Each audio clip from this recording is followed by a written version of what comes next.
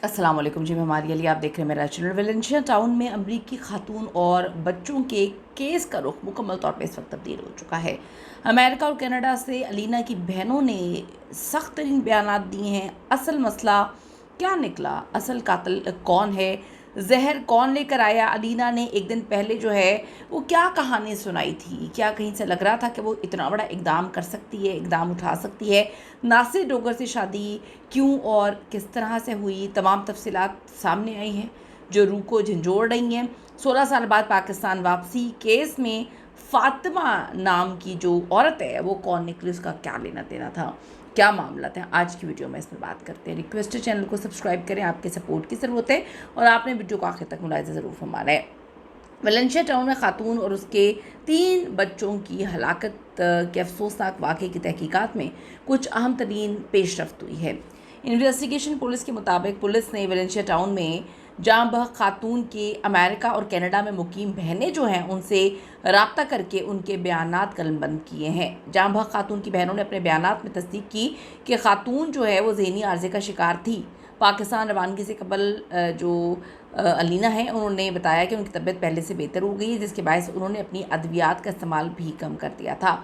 Police का कहना है कि वाक़े के सिलसिले में ज़ेरे हिरासत बच्चों के जो वालिद हैं, इब्तदाई तफ्तीश के बाद उसको रिहा किया गया है, जबकि केस के मुख्तलिफ पहलुओं से बादस्तूर जो है तहकीकात की जा रही है। इन्वेस्टिगेशन पुलिस के मुताबिक वाक़े की तमाम मुमकिन वजूहात का जायज़ा लेते हुए शवाहिद की रोशनी में हम इस तहकीक को आगे बढ़ा रहे हैं।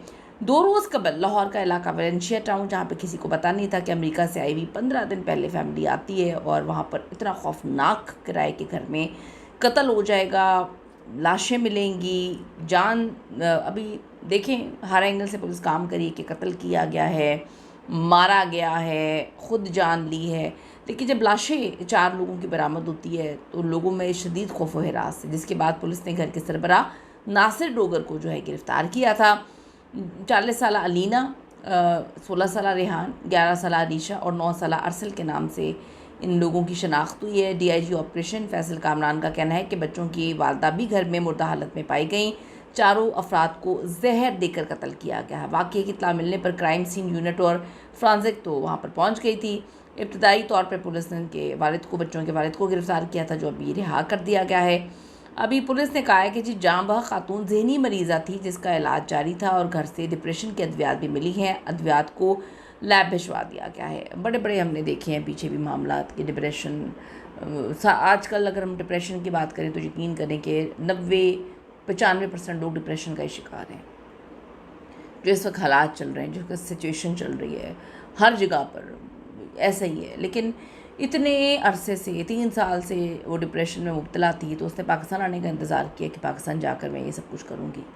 बड़ी आसानी से उसको जहर मिल गया, या तो फिर अमेरिका में जहर नहीं मिलता था, या फिर जो है उसको तरीके नहीं पता था कि किस तरह से मारना है, या फिर जो है उसको आइसक्रीम नहीं मिलती थी। तो अजीब सी बात है। पुलिस ये भी पता लगाने की कोशिश कर रही है कि मरने से पहले घर में क्या क्या हुआ था, जहर जो है कहाँ से आया, किसने ला के रखा, किसने दिया, किसने खिलाया, और इतनी प्लानिंग किसने की कि सबको मार डाला। लेकिन नासिर डोगर जो हैं उनका बाल भी नहीं हिला। अलीना 16 साल बाद पाकिस्तान क्यों आई? 16 साल बाद क्या मरने के लिए पाकिस्तान आई थी? और वापस आते ही ये सब कुछ हो गया। पाकिस्तान आने का प्लान क्या था, क्यों बनाया? वापस जाने की टिकट अकेली जो है वो नासिर डोगर साहब की क्यों काटी गई? सिर्फ उन्होंने अपनी टिकट क्यों करवाई थी जाने की? और तफ्तीश तो जारी है। पाकिस्तान में मौजूद अमरीकी सफारत खाना भी मुतहरिक हो गया है। इंसाफ तो मिलना चाहिए, होना चाहिए, क्योंकि आजकल तो पाकिस्तान को सब लोगों ने गंद का वो कुआं बनाया हुआ है। जिसको कत्ल करना होता है, कोई कनाडा से आ जाता है, कोई अमेरिका से आ जाता है, कोई साउथ अफ्रीका से आ जाता है, कोई जो है वो यूरोप से आ जाता है। सब लोग यहाँ पर आके लंदन से आ जाते हैं, पूरी एक प्लानिंग करते हैं और उसके बाद जो है वो मार बना के 9-2-11 हो जाते हैं। तो पाकिस्तान को उन्होंने पता नहीं क्या बनाया हुआ है। तो यहाँ पर अब मामला देखने चाहिए। कोई कत्ल करके वहाँ पे आके छुप जाता है। समन अब्बास का केस जो था, तो तीनों बच्चों की लाशें जो है वो पीछे वॉशिंग एरिया में पड़ी थी। उन्हें वहाँ कैसे पहुँचाया गया, किसने घसीटा, कौन उठा कर लेकर गया? अलीना की फ़ैमिली का वेट किया जा रहा है ताकि वो आकर नासिर डोगर और अलीना के ताल्लुकात पे ज़रा रोशनी डालें। उनकी बहनों ने तो ये बयान दे दिया है कि वो मरीज़ा थी, लेकिन वो ठीक हो रही थी। वाक़ई के वक्त पड़ोस की मुलाज़मा ने देखा कि नासिर डोगर के सहन में एक बच्चा चादर ओढ़े दर्द से बुरी तरह करा रहा है। कुछ देर बाद एक और बच्चा भी तड़पने लगा। अस्तगफिरुल्लाह, क्या मंज़र होंगे या अल्लाह। अल्लाह ताला सबको ऐसी तकलीफ़ से, ऐसी सिचुएशन से बचाए, इलाही आमीन। जब पड़ोसी ने शक होने पर जाकर नासिर डोगर के घर की बेल बजाई तो नासिर अंदर से निकला। पड़ोसी ने कहा, नासिर साहब आपके पीछे बच्चे पीछे गिरे पड़े तड़प रहे हैं। तो नासिर ने इंतहाई इत्मीनान से झूठ बोला कि मेरे बच्चे तो घर पे ही नहीं हैं, वो तो बाहर फ़िल्म देखने के लिए गए हुए हैं। पड़ोसी की बातों में उसने घुमा घुमू के उसको टाल दिया। शायद बच्चे जो तड़प रहे थे उनको बचाया जा सकता था। 10 मिनट बाद दोबारा बच्चों की दर्दनाक चीखें आई तो पड़ोसी ने फिर बेल बजाई। पड़ोसी को तकलीफ़ हो रही थी, लेकिन आप देखें कि बाप को नहीं हो रही थी। कितनी अजीब बात है।